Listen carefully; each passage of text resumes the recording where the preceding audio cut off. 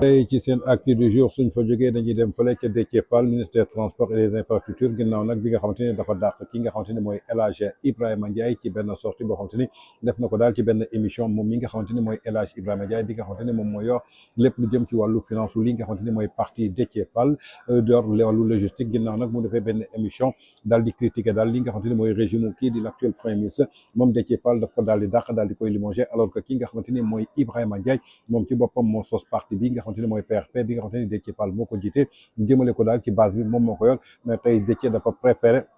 ndax ki nga xamante ni tey jii moo yor base bi yor militant yi pour servir ki nga xamante ni bien pour faire plaisir ki nga xamante ni mooy leaderu parti Pastef ci intérêt personnel am ginnaaw nag moom Déthié dafay fàtte ni que démb bi nga xamante ni tey jii moom mi ngi bokkoon ci réew mi Macky Sall nekkoon ci gouvernement bi moom taxawoon na carrément daal di critiquer li nga xamante ni mooy gouvernement Macky Sall te teewul woon benn yoon kenn dàqu ko ci li nga xamante ni mooy parti réew mi ndaxte jamono jooju Idrissa Seck mi ngi woon doon liggéey ki nga xamante ni mooy président Macky Sall bokkoon ci Benno Bokk Yaakaar nañu déglu ji les révélations de Abdou Nguer ginnaaw nag bi nga xamante ni moom Déthié Fall yëkkati woon na daal ay kàddu ci régime ki nga xamante ne mooy président Macky Sall critiqué li nga xamante ne mooy régime bi te mu bokkoon ci li nga xamante ne mooy réew mi te kenn dàq ko woon ak tey Ibrahima Ndiaye bi nga xamante ne dàq na ko muy injustice totale nañ déglu ji la réplique de Abdou Nguer à Déthié Fall. Ibrahima Ndiaye moom moo gën Déthié. ñu ko gënee. Déthié fii la ànd ak ay nawlem ñoom Barthélémy Dias ànd ak ñoom def conférence de presse ànd ak ñoom campagne ñu jël ko dugal ko ci liste bi def ko 3e position su ma juumul xaw ma 2e xaw ma buñ ko defati ànd ak ñoom campagne ba ca digg ba mu ne leen fa yukk ne yàq bu naqari tàllal wuti ca Sonko maanaam waxuma nag Déthié warkat la waaye lii moom mooy jëfi warkat dëgg jëf ji la te yonent bi sallallahu alayhi wa sallam bi ñu koy wax màndargay naafiq dina bokk na ci nga diggeeg say nawle di leen fa ñukk ba leen fa aucune raison loolu yonent bi sallallahu alayhi wa sallam moom bokk na ci mandarga yi waxuma nag ba tey Déthié naafiq la waxuma man sama yónnewul ci moom waaye dama lay waxal rek yenn jikko yi bokk na ci yi nga xam ne yonent bi sallallahu alayhi wa sallam da koo ŋàññoon bañ ko àll ba néew. yow lu tax nga yore jikkoy sayaatin may ma rek kon man saytaane laa. parce que lay dégg lu tax nga war fàttali yooyu. Penda est-ce que dama dagg émission doo wax ci njaay mi. doo ma laaj njaay mi ñu limoon da nga maa laaj may wax. pourquoi nga war a fàttali li Déthié def yëpp. xam nga mbir mi foo koy analyser faaw nga teg njaay teg Déthié sénégalais yi àtte ba xam Déthié njaay ko gën dama lay wax li Déthié def wax leen li njaay def man sénégalais yi laay jël témoin man li may wax nii du pour yow bu fekkente ne nag Déthié da laa dig pos yaa xam yoon waa ngoo man sama yoon sama nuroo waale la nuroo bu dee da laa dig ay convention de xam naa ni amagoo de waaye waroon nañ jox ci convention doo am de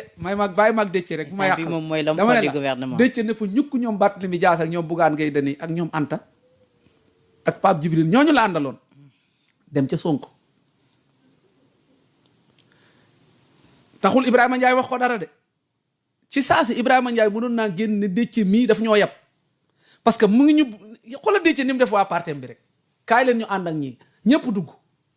Déthié jékki-jékki ne leen kaay leen ñu rocceekuwaat nañ dem fee mel na ko yor ci nu ñànkatangam parti bi ci boppam ñoo war a dajaloo Ibrahima Ndiaye moo war a wax partem yi ñu dajaloo parce que man jàpp naa ne parti Déthié bi ay gor a nga fa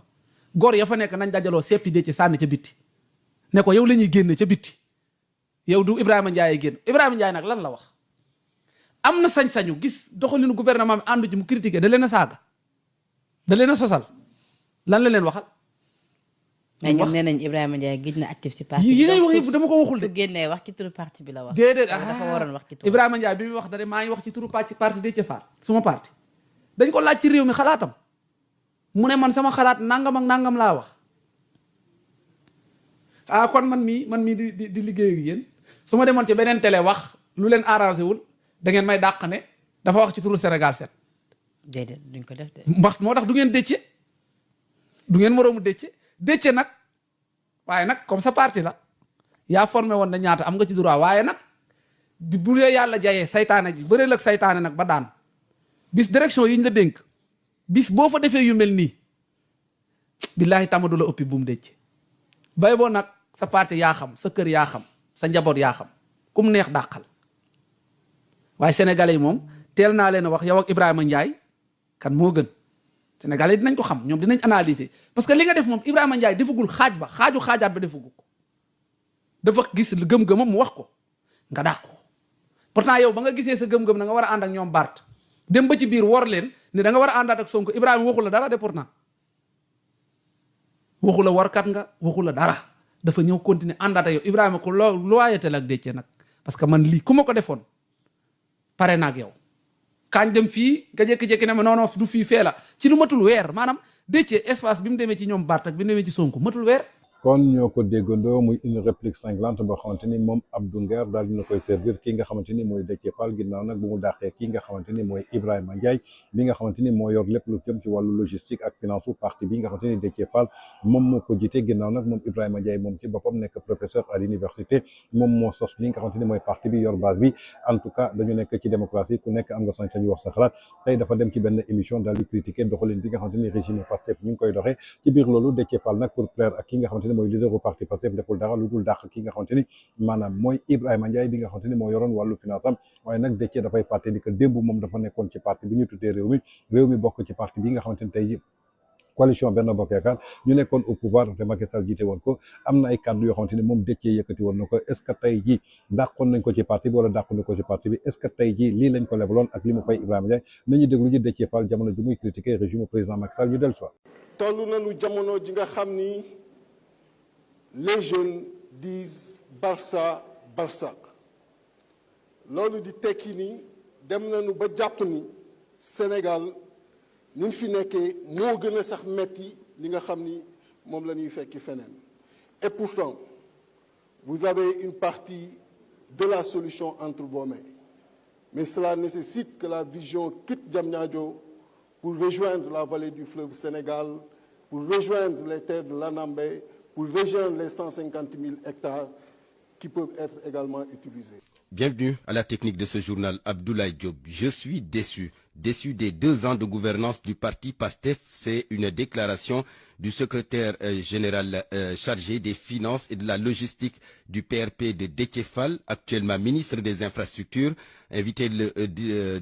de l'émission Le Grand Jury. L'enseignant-chercheur informe que les principes pour lesquels le PRP s'est engagé aux côtés de PASTEF ont été foulés aux pieds. Oumar Mbow. Le secrétaire national chargé des finances et de la logistique du parti de Déthié Fall dit être déçu des 20 mois de PASTEF passés au pouvoir. 2021 à 2024, on s'est battu sur pas mal de convictions. Personnellement, c'est des convictions, tout en restant sur les principes. Ça, c'est ma posture à moi. Je mets les règles tout le temps dans ce que je fais. On s'est battu pour des principes, l'état de droit. C'est un combat chez moi. On s'est battu pour notre principe, la vie chère. On s'est battu pour notre principe pour que l'économie change. Mais au bout de 2 ans, 20 mois précisément, mi-figue, mi-raisin. Il y a des choses qu'on ait pu enclencher très tôt. Ça, je me suis battu contre ça. Le principe ne changera pas. Donc, mi-figue, mi-raisin. Par rapport au sacrifice consenti, dessus. Docteur Ibrahima Ndiaye dit avoir décelé plusieurs anomalies qui font qu'il doute des compétences des autorités étatiques. C'est un problème de choix d'homme, très souvent dans l'approche. On a péché, réellement.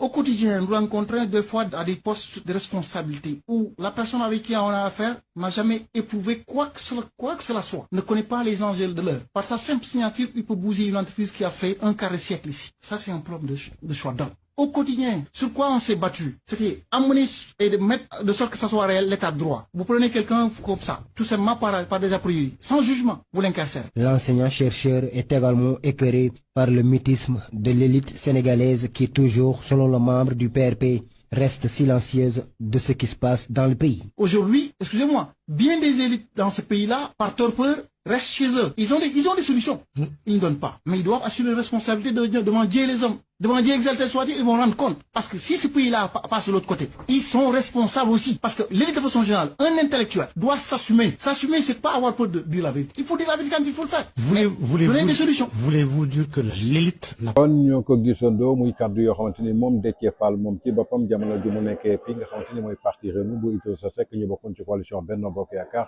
doon liggéey ak président Macky Sall taxawoon na daal di critiquer ouvertement li nga xamante ne mooy gouvernement président Macky Sall tey nag ki nga xamante ne mooy Ibrahima Ndiaye bi nga xamante ne mooy chargé logistique ak finance su parti bi di PRP créé parti bi yor base bi yor lépp ginnaaw bu mu critiquer régime président ki nga xamante ne mooy Diomaye ak premier ministre moom Déthié deful dara daal di koy limogé suñu fàttalikoo nag 2020 kaddu yi nga xamante ne Ibrahima Ndiaye yëkkati na ko tey ba Déthié daal di koy limogé moom Déthié moom la yëkkati woon daal di koy critiquer régime président Macky Sall te kenn limogé ko woon lan moo war a tey ji Déthié Fall intérêt personnel am ak neexal ki nga xamante ne mooy leaderu parti Pastef bi nga xamante ni tey ji